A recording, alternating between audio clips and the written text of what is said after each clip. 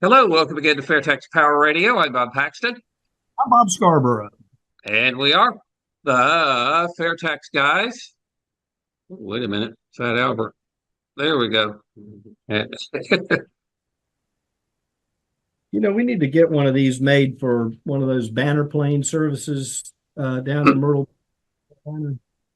Uh-huh. You can do that. Right. You could get it where it would extend like this the whole way, the scrolling banner, and you could probably attach it to a drone. And If a drone's powerful enough to do it, but Hill ones you'd have to have a PHP-4 or something like that. okay, well, speaking of airplanes, how do you like my new background? I took that out the window of the airplane as we left Anchorage to head home. That is the top of Alaska mountain peak sticking through the cloud cover.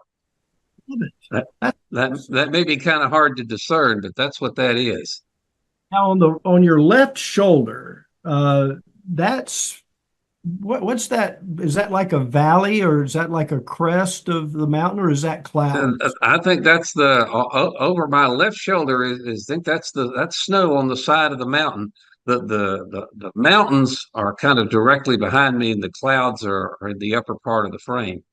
But that's cloud. The mountain peaks sticking up through the clouds. Folks, this is what you can experience when you're retired. Oh yes. Well, I tell you what. Let's get going here on FairTax Power Radio, which means it's time to crack open a can of cheer wine, and let's see if this little microphone doesn't pick this up very well. But Ah, did you get it? Okay. start of a good weekend. Indeed. And time to dig into Congress.gov. Let's see what the Congress critters are doing to the tax code. And we had don't have anything that's Hall of Shame worthy this time around, but we do have a couple of little goodies. Good. Starting off with HR 9069 to amend the Internal Revenue Code to modify the depreciation of non-residential real property and residential rental property. Don't know that there's a whole lot to say about that one, but that's HR 9069, modifying the depreciation of non-residential real property and residential rental property. Got What to have hap- that.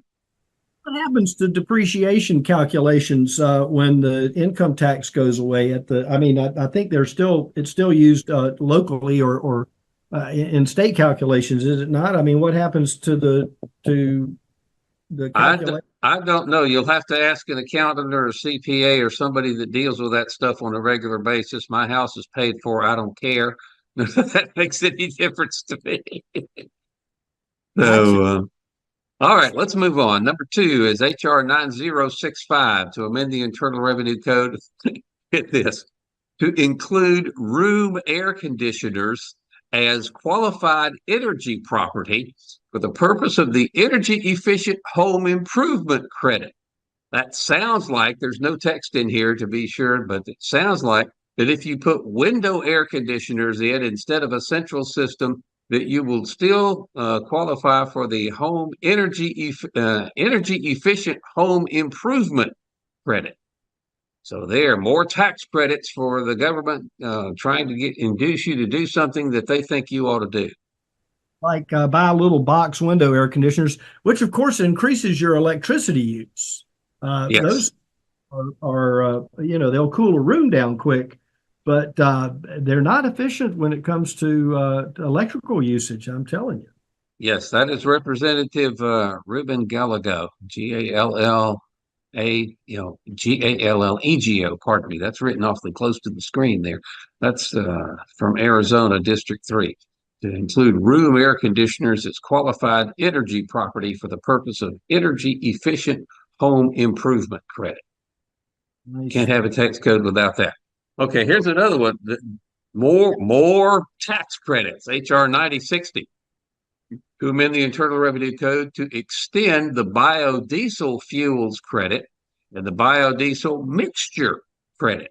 How can you have a tax code without a biodiesel mixture credit? That's just beyond my comprehension. Well, I'm excited to know that that's in there now because I can rest easy. I was concerned that that was not there. And now that it is, I will feel better sleeping at night. Now, you don't have one of those big motorhomes that runs on diesel, do you? So, On the highway, but other than that, no. I've seen uh, pictures. Yeah. okay, that's Representative Mike Carey from Ohio 15. And got one more thing here. Now, this is something I didn't know that there was such a thing as this. This is HR 9059 from Representative Earl Blumenauer of Oregon to amend the Internal Revenue Code to provide an excise tax credit for certain heavy truck when operated in, and this is what I didn't know existed, in power takeoff mode. If you're going to operate certain heavy trucks in power takeoff mode, you're getting an excise tax credit. That one's comical. I tell you, it is. That up while you go on to talk about something else. Power. Power. I understand takeoff power in an aircraft. I don't understand power takeoff mode in a heavy truck. Maybe there's somebody out there who could explain that to me in the comments.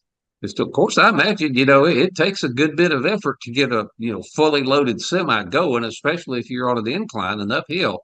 But if you're if you're operating in power takeoff mode in a heavy truck, Earl Blumenauer of Oregon wants to give you an excise tax credit for certain heavy trucks. I guess that's only people that contribute to his party. But but I'm speculating there, speculating. Now the answer to the question. Power takeoff is a device that transfers mechanical power from an engine to another piece of equipment. PTOs are often found on large vehicles, trucks, tractors, harvesters. They can also be used on boats and other vehicles. PTOs are useful when a secondary power source isn't available or practical. Oh, wow. Isn't Google a wonderful thing that you can find stuff like that instantaneously? I'm a damn genius. Are you kidding me? I know. No, I'm just kidding. People used to say that. How do you know all that stuff? I said, well, there's this search engine out there called Alta Vista. What?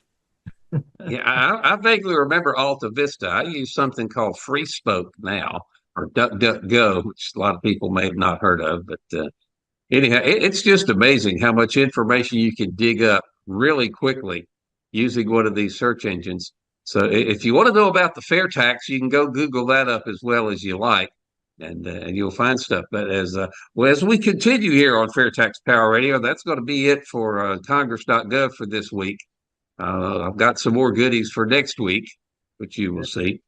But we have been, for the past several episodes, and we got at least a couple more to go, we have been going through chapter by chapter the original white fair tax book, one with the white cover and the IRS with the big red slash through it.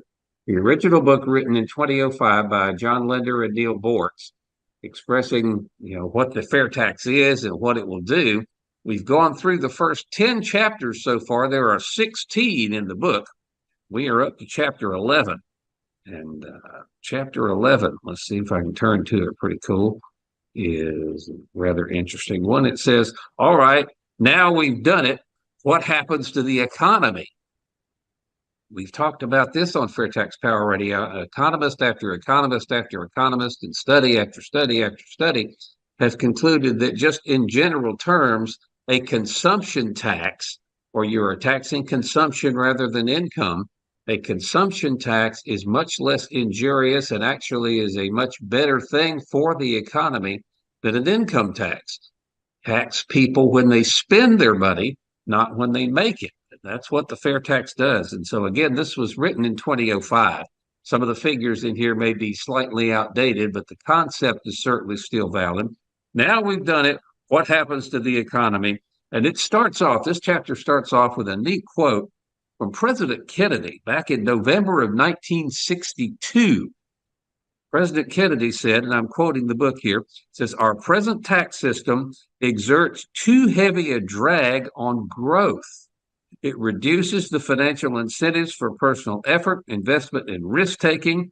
The present tax load distorts economic judgments and channels an undue amount of energy into efforts to avoid tax liabilities.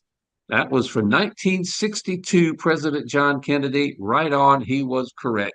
And here it is, let's see, 60 years and some later, a little over 60 years later, and we haven't fixed it yet. That tells you how powerful the vested interest in K Street, the lobbyist habitat up there in Washington, D.C. is.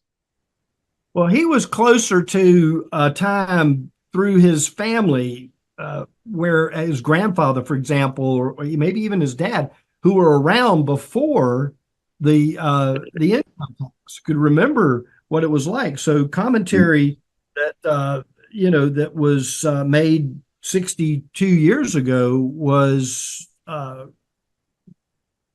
focusing on and had information from a time that we have no idea what it was like with regard to the income tax being implemented.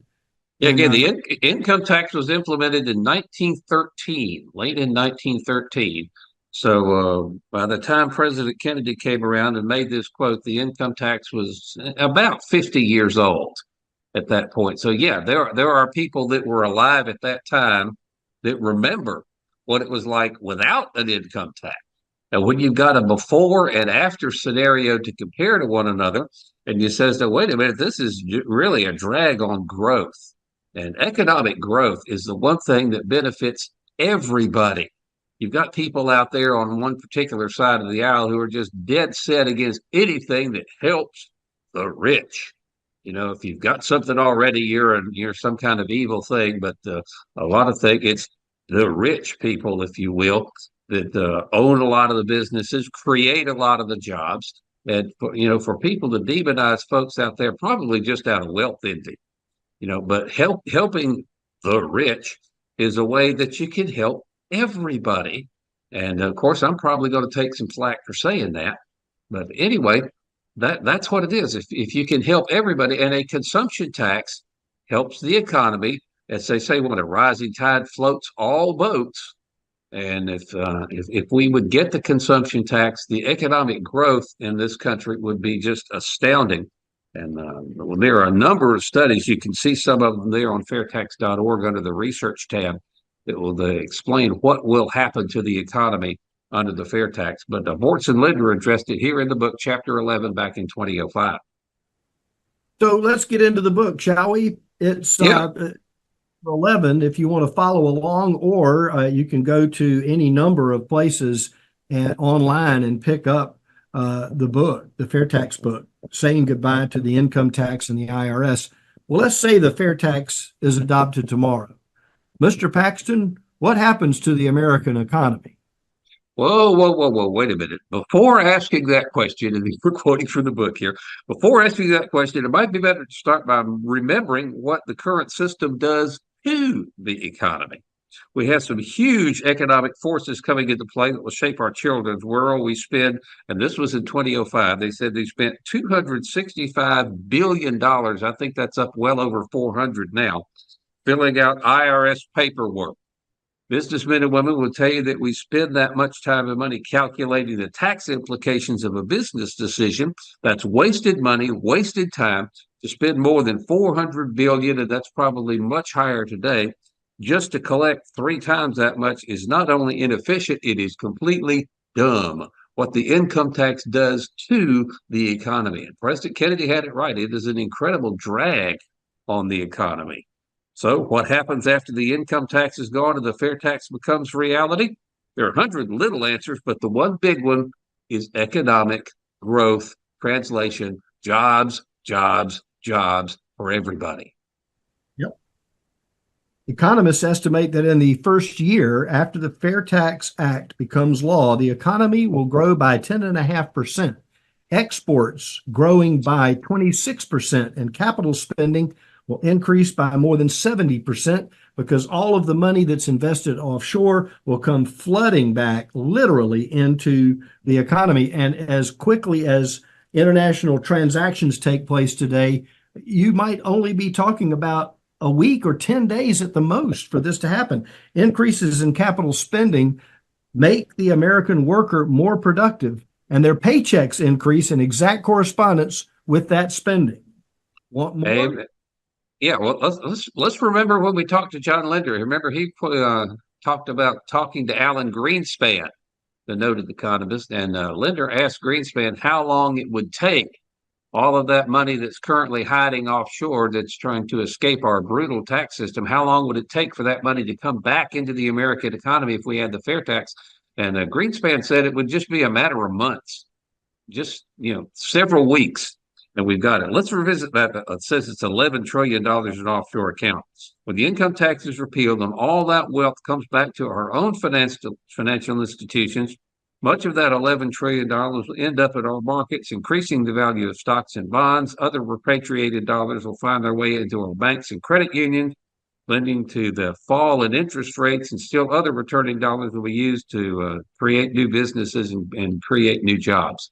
So there again is no downside to having all that money repatriated back into our economy when the fair tax is no longer taking a huge chunk of it, because in fact, the fair tax will take a zero chunk of that money. The fair tax is only applied to the retail purchase of new goods and services. So all this money that's hiding offshore in foreign accounts comes flooding back. The American economy literally explodes.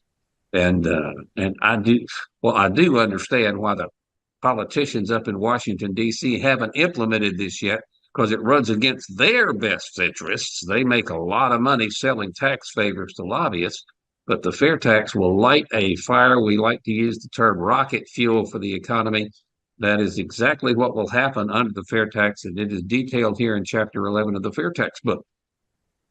The underground economy, which currently escapes taxes on about $1.5 trillion, would no longer enjoy its tax-free status. Yeah, we talked about that last week.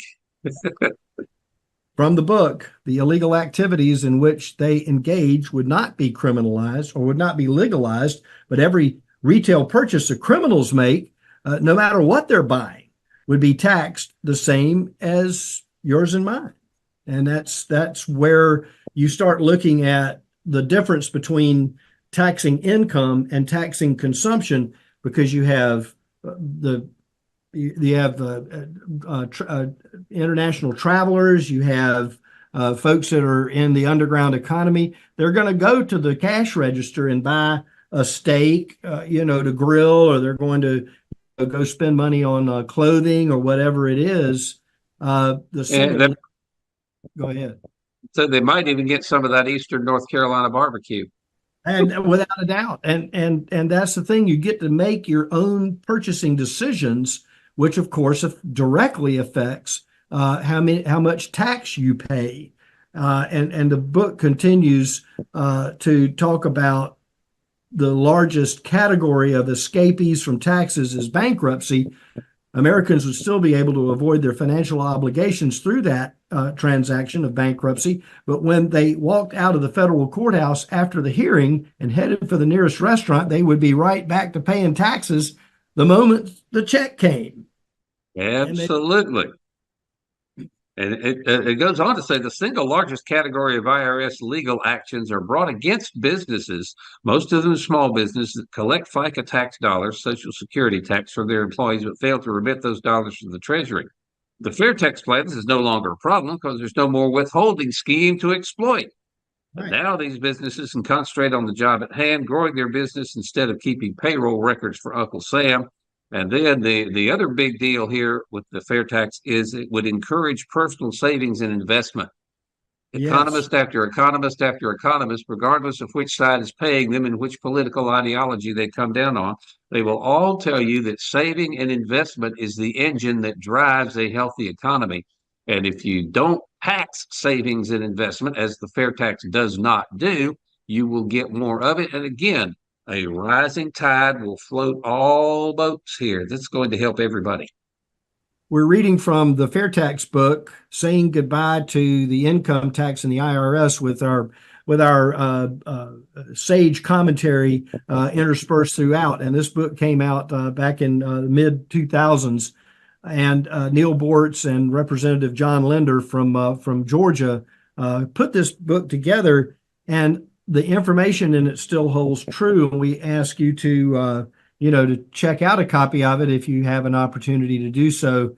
and share it with your friends, as we hope you would continue the conversations that we have here on our program to do just that. And I had somebody say to me the other day, "Well, it'll never happen because the politicians aren't going to change their minds about this because of how their cash flow works with the current system." And it really comes down to talking about it. Go into your congressmen, senators, find out who's for it and who's against it. Work on them. Find people that can run against whoever is not for it, for the fair tax, and support them in their efforts to become a representative that would support the fair tax. And we talk about this every once in a while. I find it hard to believe that the presidents who get under the microscope of financial scrutiny during the election cycles wouldn't want to have a supportive nature of a tax on consumption, specifically the fair tax, through their the time that they're running for office. I think people would, and right now especially, everybody says, the economy is heating up, but the inflation is heating up, but the economy is still not quite where it needs to be. How do we get around that? I think you light the fire of the fair tax under this failing economy that we have right now, and you're going to be surprised at what the result will be. All right, let's skip to the quick review at the end of the chapter here. We'll just go down point by point, alternating on it. It says, here's what happens when we pass and implement the fair tax plan. We start controlling our own earnings in every paycheck. Right. We all get virtual raises since payroll taxes are no longer siphoned from our checks by our employers. Yes, we all start receiving monthly prebates equal to the amount of consumption tax we would expected to pay on life's basic necessities. Next point, go. We all start saving and investing without any tax consequences. That is a big one. Our purchasing power for buying consumer goods and services remains essentially the same, with the removal of the embedded taxes compensating for the addition of the consumption tax. American businesses return operations to their home turf. The richest Americans bring their money back home where it helps fuel our economy. Those operating in the underground and shadow economies finally start paying taxes. And this had to be Neil Boortz's creation. The last point, you hear the unmistakable voice of that IRS agent who audited you 3 years ago, asking if you'd like fries with that. That's really great. So what's not to love with the fair tax? Could you imagine? Mercy.